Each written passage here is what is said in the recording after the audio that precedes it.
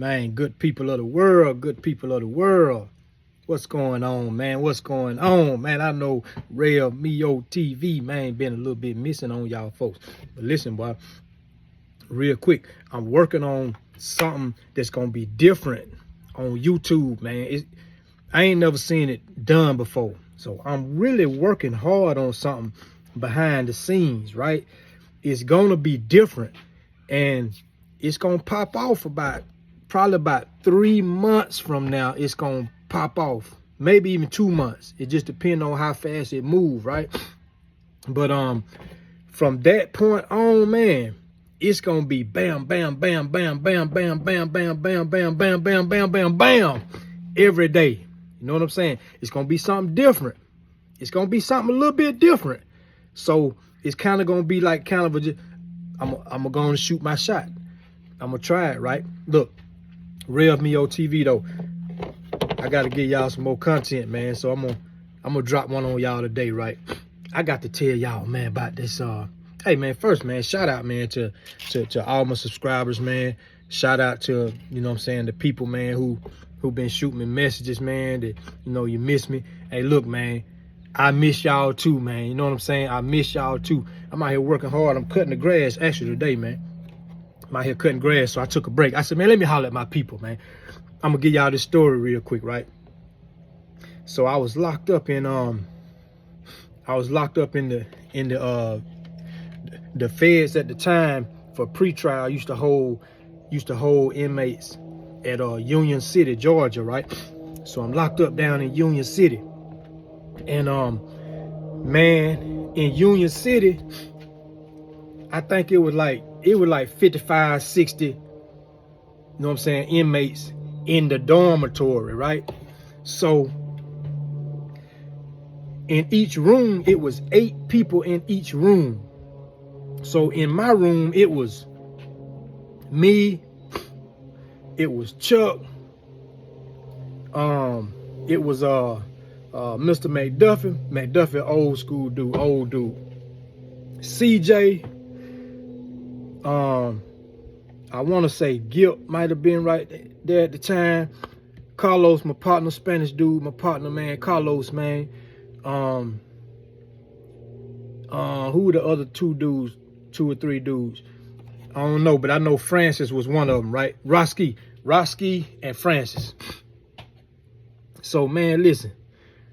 Now, shout out to Roski too, man. You know what I'm saying? One of ATLs, you know what I'm saying? ATLian, man. So listen, Francis was from Nigeria.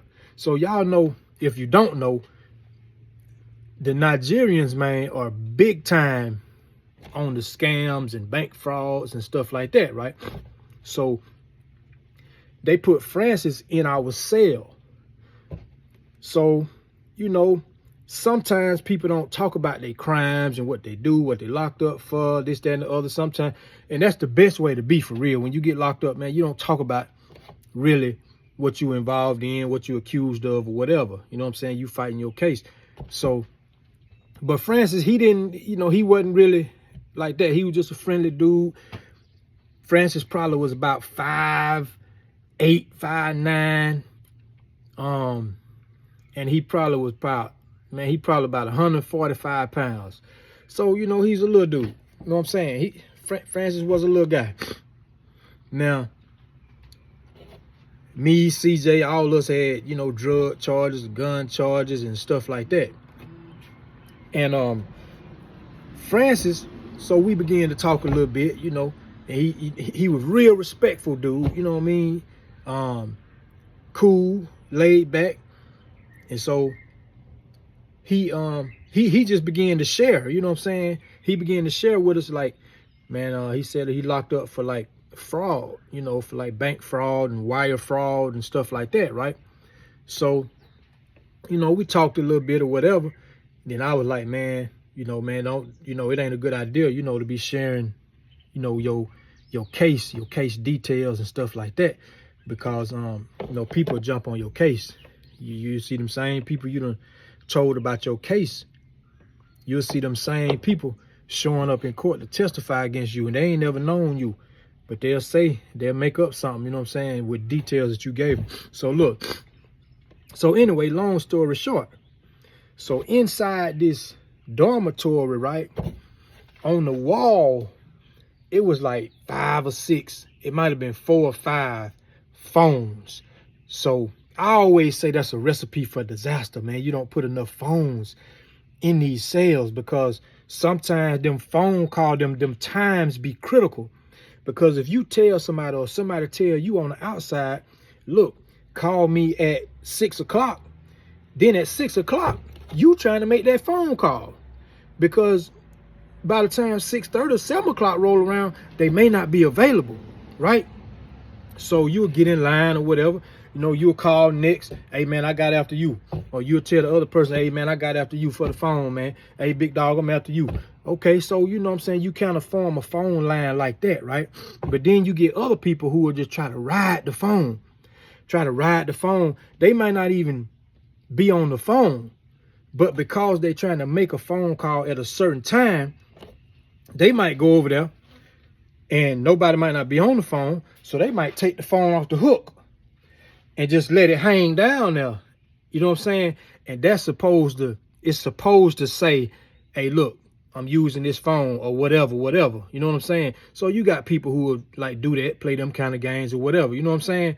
So, anyway, so here go what's going on, man.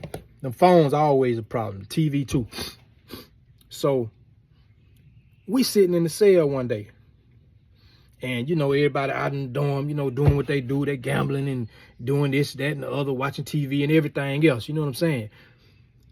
Francis, the dude from Nigeria, now this is what I didn't tell you about him. Man, Francis, one of his arms was deformed. One of his arms was normal. You know, it's normal just like my arm. It's just a normal arm, you know what I'm saying? Normal size, normal length, you know what I'm saying? The whole 9. Where his other arm, that mug was about this short. You know what I mean? So one of his arms only about, it's probably about like half the length of the other arm, and it's smaller than the other arm too. So if the regular arm is about this big, then the little bitty arm was about this big around, you know what I'm saying? So it was a little skinny arm. So it was a little funny looking arm, and I ain't trying to talk about him. I'm just trying to give y'all the scenario, the situation. Listen, young people, if you ain't never been to jail, don't go. If you've been to jail, don't go back, man. Listen, it ain't nowhere to spend your life. Don't waste your time going to jail, man, okay? So listen now. So Francis, he had a little arm. He had a little deformed arm, you know what I'm saying? And it's real short. That little arm about this short. Like it probably come right here. Like, and it ain't bent. Like I got mine bent just trying to show it to you. But his arm be straight, and that mug gonna come back right there. You know what I'm saying? Barely to his waist right there compared to his other arm. So listen, man, Francis on the phone. And all of us, you know, cellmates, we in the room, you know what I'm saying? Ain't no telling what we were doing in there. I think we might have been gambling or doing something. Back at that time, I was still gambling and stuff. You know, I wasn't walking my faith walk the way I am now at that particular time. So we in the room, man, you know what I mean? And we just, you know, sometimes we be in there just laughing and, you know, cracking jokes, kicking it, whatever, or playing cards or whatever. So we in the room. But Francis is out in the dormitory on the phone, right? So next thing we know, Francis come in the room. He busts up in the room, like bam. He busts up in the room like this, and he got this look on his face like, okay, something bothering him, like real bad, like he want to say something. And then he kind of like, man, like, you know, whatever. And so somebody say, man, what's wrong with you, Francis? So he said, man, I was just on the telephone. And this how he talk, you know. He said, and he ain't no aggressive dude or nothing like that at all, period. So he said, I was just on the telephone, and the Spanish guy, he came over there and tell me to get off of the phone. And he said, he hung the phone up on me. So what happened was, Francis was on the phone. He talking. the Spanish dude came over there and phone checked him, right? Spanish dude came over there and said, hey, man, I need to use that phone. So Francis say something like, okay, I'll be off in a few minutes, you know what I'm saying, or whatever. Okay. So never mind the other people that's on the phones. The Spanish dude ain't checking them. He checking the dude who he figure is weak, who he think he can just check, right? So Francis say, okay, I'll be off in a few minutes. The amigos say, the Mexican dude say, nah, you gonna get off right now. Click. He hang the phone up. He hang the phone up when Francis, he hang the phone up while Francis on the phone. He hang it up, snatched the phone from him. So he done took the phone from Francis. Francis scared to death. So Francis get on up. He take the L. He take the loss, right? So he come walking to the room. That's when he came into the room with the problem, you know what I'm saying, the problematic look on his face. And he telling us like, you know, like, man, the dude just hang the phone up when I was talking on the phone, you know, whatever. So now at this particular place, the tensions between the blacks and the Hispanic dudes would stir up, you know what I'm saying, quite often, put it that way. So when he say that, now Roski always looking to fight. He always looking for a good fight. You know what I'm saying? Now, CJ the real knockout artist for real. But Roski always looking for a fight. So Roski jumped up. He like, no, where he at? You know what I'm saying? This, that. So, listen. See, that's the thing about being locked up too. If your people riding, you got to ride. You got to ride with them. You know what I'm saying? You don't want to be involved in everything. That's why you don't really want to be associated with too many ignorant folks, for real. But if your people riding, you got to ride. So Roski said, no, where you at? Come on. No, you finna go handle this. So Francis like, nah, man, I don't want no problem. No, just let him have it. So Roski like, no, you finna go handle this right now. So Roski pushed Francis out the door. He pushed him out the door. He said, which one of them is it? Where you at? Where you at? So now all of us, you know what I'm saying, we stand up, and so we walk out with him or whatever.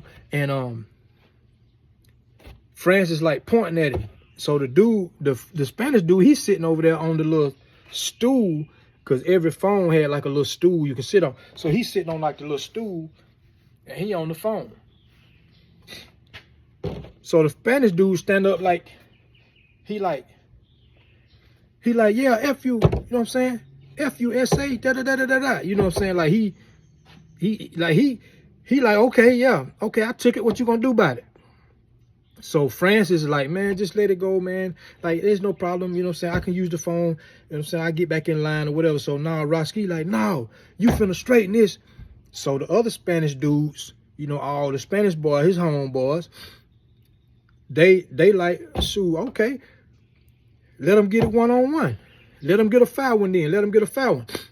So they looking at Francis, and he looked like he ain't finna whoop nobody in the dorm, period. He looked like, man, he gonna take a L from everybody in the dorm, for real. That's how frail dude look, for real, right? So Roski like, no, win, lose, or draw.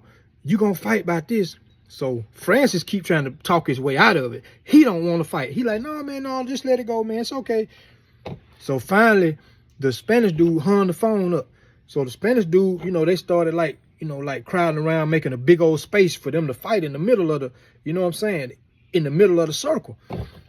So the Spanish dude, he went to hopping around. He like, yeah, come on. You know what I'm saying? So he telling Francis what he gonna do to him and this, that, and the other. So Roski pushed Francis in the middle of the circle. So it's a circle full of people in the whole dorm right there, right?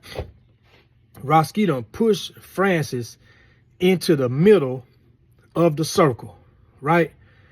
Francis turned around and tried to walk out the circle. He still don't even want to fight, you know what I'm saying? And so the Spanish dude like trying to run up on him or whatever. So Francis literally trying to like run up out of there. So Roski stop him again. He grab him. He like, no, you gonna fight. You know, like Roski going like crazy. So, man, he pushing back over there. When he pushing back over there, the Spanish dude mess around and swing on Francis. Boy, look. Boy, to everybody's surprise, boy, Francis could fight. Man, look, that little bit of that little bit of arm Joker could fight. Man, that Joker ducked back. First of all, sometimes it's hard to beat a scary person once they actually fight back. You know what I'm saying? Because they feel like they fighting for their life. You know what I mean? So the Spanish dude swung at him and missed. He had good reflexes. Man, that Joker ducked back like that. He came back up and he grabbed him with the good arm, with the big, healthy, strong arm. You know, he grabbed him with that arm right here.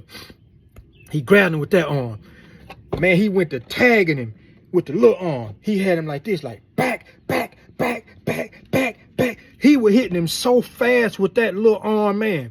I'm talking about he looked like he was hitting a speed bag. Man, he was hitting that boy so fast with that little arm. Back, back, back, back, back, back, back.